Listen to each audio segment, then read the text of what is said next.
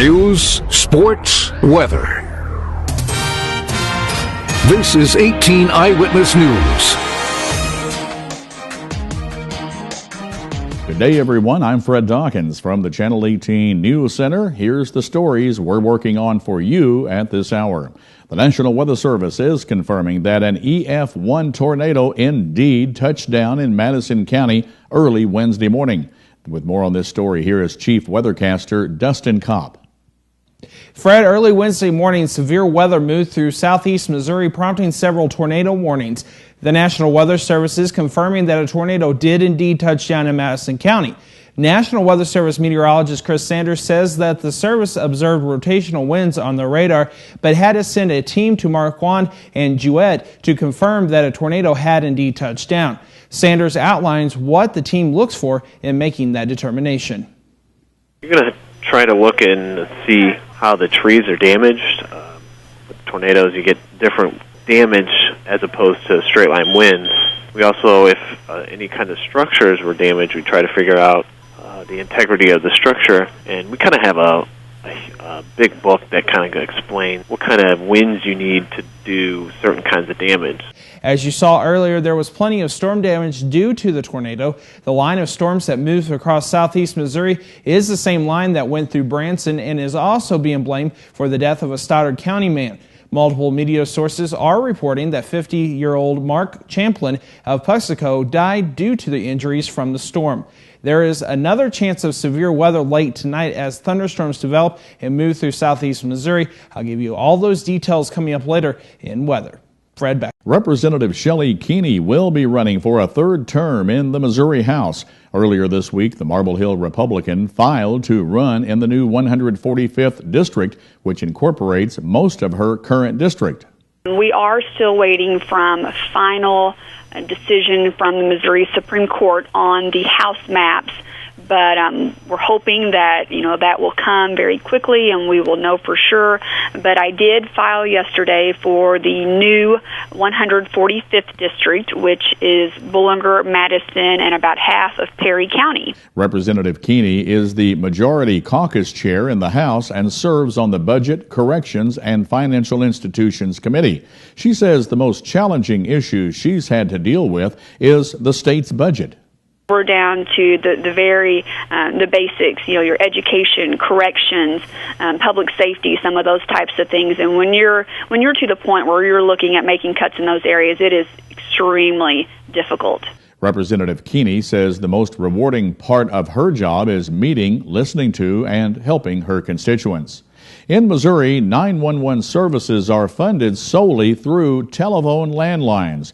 There are now 3 bills making their way through the Missouri House that would allow 911 billing on wireless devices. However, the director of the 911 Joint Communications Center, Alan Wells, says there are problems with each of those bills. There are some things there that are going to create some havoc with existing funding mechanisms that are in place for county by county by county across the state, and actually it's going to cause to lose some funding in some instances versus what you're going to gain just on the wireless side. Wells says that work on the 911 wireless funding issue has been going on since 1997. He has not only focused on the 911 issue in regards to St. Francis and St. Genevieve counties. Wells is also the president of the National Emergency Number Association of Missouri. And when we come back on 18 Eyewitness News, some busy Farmington streets and intersections will be getting a makeover. That story is coming up next, only on 18 Eyewitness News. Motorists in Farmington can look forward to street construction later this year. Earlier this week, the City Council approved contracts with Vern Bowman Contracting for asphalt street improvements and Mike Kingsland Concrete for curb, gutter, and sidewalk work. Farmington City Administrator Greg Beavers outlines the major street projects. Potosi Street between Liberty and Karsh Boulevard is going to be completely reconstructed. Doss Street from Liberty to A Street is also going to be completely reconstructed this year. We've got reconstruction effort that's going to take place on Perrine Road from where we terminated our last project on down just past Wilson Rozier Ball Field. Beavers adds the city will also address an intersection with increasing pedestrian traffic. We have a lot of pedestrians that use Potosi Street and cross Karsh Boulevard there in front of Lowe's, and very dangerous situation. So we're going to try and get the actuated crossing signal placed there like we did on Karsh in Washington a few years ago to help that safety situation. Beaver says there are also a number of smaller street and sidewalk projects planned as well. While your 2012 assessment list was due today, a number of area county assessors are giving folks a short grace period. St. Francis County Assessor Dan Ward says his office sent out the forms at the end of 2011 based on that year's assessment. And Ward says it is very important to update the forms with corrected information. You're actually being assessed for that current year. Whatever you own, January the 1st of that year is what needs to be on or off of that list. If you sold it December the 30th, then you need to make sure it's off the list for 2012 so you're not actually assessed for that vehicle and taxed on that vehicle or boat.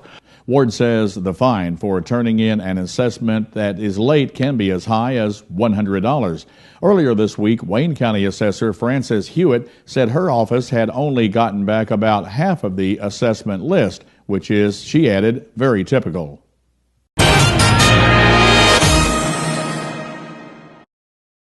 The deadline for entering a project to Mineral Area College's 29th Annual Science Fair is Friday. Students in grades 6 through 12 must have their exhibit forms and abstracts submitted, but the actual exhibits aren't needed until the fair on March 23rd. MAC's Science Fair Coordinator Nancy Peterson says there are some new awards to be presented this year. This year, the Audubon Society is going to be giving two $200 gift certificates, one for middle school and one for high school, for the environmentally friendly project. Also, the Space Museum in Bonne Terre will be giving a Founders Trophy to the most out-of-the-box, innovative, unusual project. The science fair categories are behavioral and social science, biology, chemistry, computer science, earth science, engineering, math, physics, and product testing. Nancy says MAC's Science Fair draws entries from students throughout southeast Missouri. For more information on Science Fair exhibit forms, visit mineralarea.edu. When we come back on 18 Eyewitness News, diabetes is often linked to the foods we eat. But Don Arnold has some surprising information linking diabetes to the air we breathe. That's next in today's Your Health segment. Dustin Kopp is making a last-minute check of our Storm Tracker 18 forecast, which we might have some severe weather coming up. We'll talk with him coming up on 18 Eyewitness News.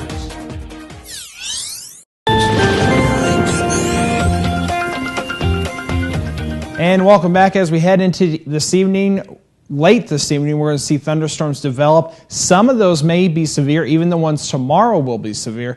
And then we're going to see sunshine for the weekend, and temperatures are also going to cool off for the weekend as well. Heading into southeast Missouri, temperatures right now are in the 50s. 50 degrees up in St. Louis, 52 in Marble Hill, 52 in Cape Girardeau, 54 right now in Poplar Bluff, and 53 right now in Ironton. Factor in the wind. There is a wind chill right now of 46 in St. Louis. Right now in Ironton, 50, 51 at Piedmont, Poplar Bluff, 52, and Van Buren, 51 degrees. Here at the station, we have a temperature of 54 under a mostly to partly cloudy sky. It feels like 51 out there right now because that south wind at 10 miles per hour. Current humidity right now at 50%, and dew point is at 39. So what's in store for your day tomorrow? Well, here's what's going to happen. Late tonight into tomorrow, we're going to start seeing thunderstorms push off into our area, and that's going to be a case of where they could be severe at times.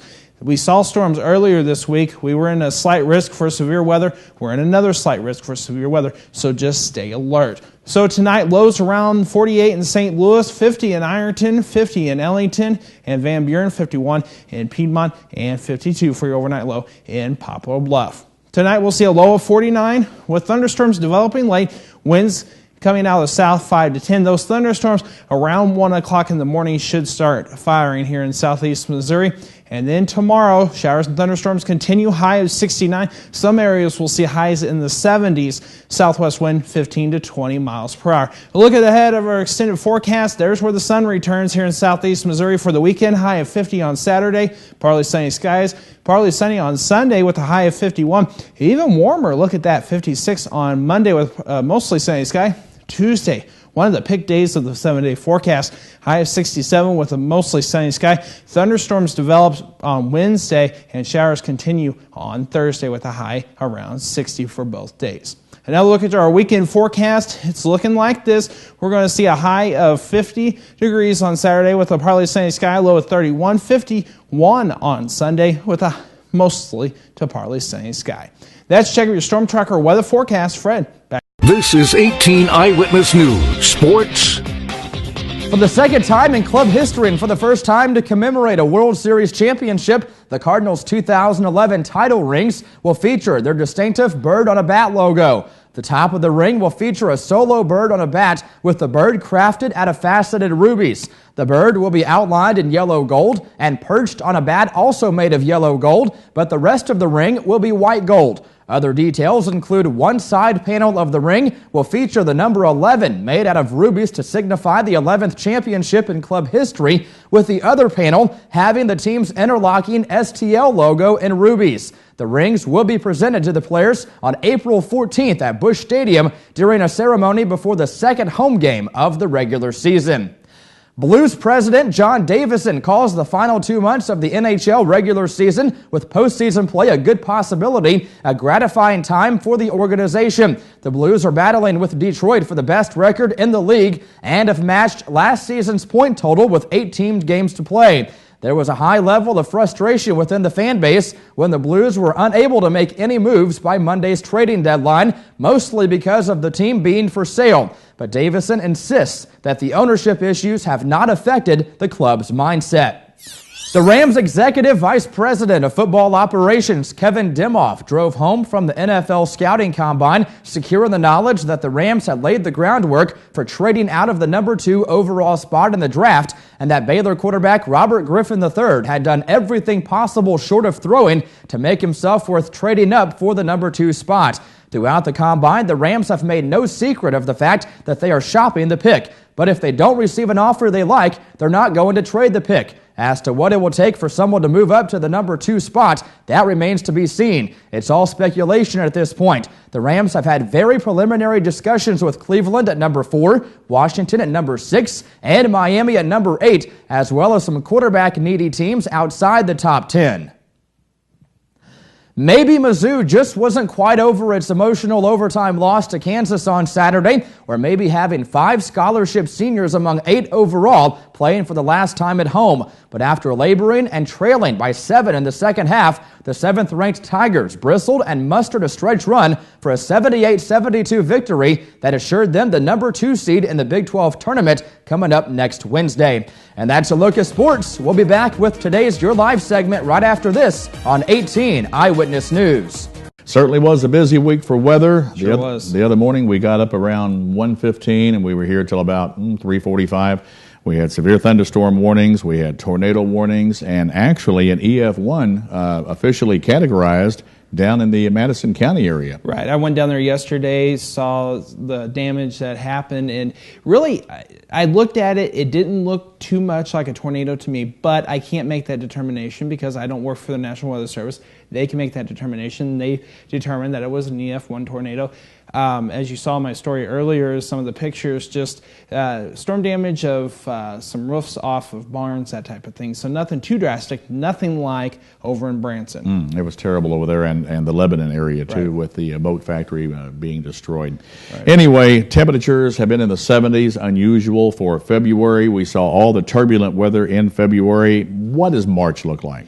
March right now, the beginning of March is kind of up and down. Temperatures for the next couple of days are going to be, tomorrow we're going to be up here in the 70s in some areas and down here in the 50s over the weekend. So we're going to seesaw. Topsy-turvy. Yep.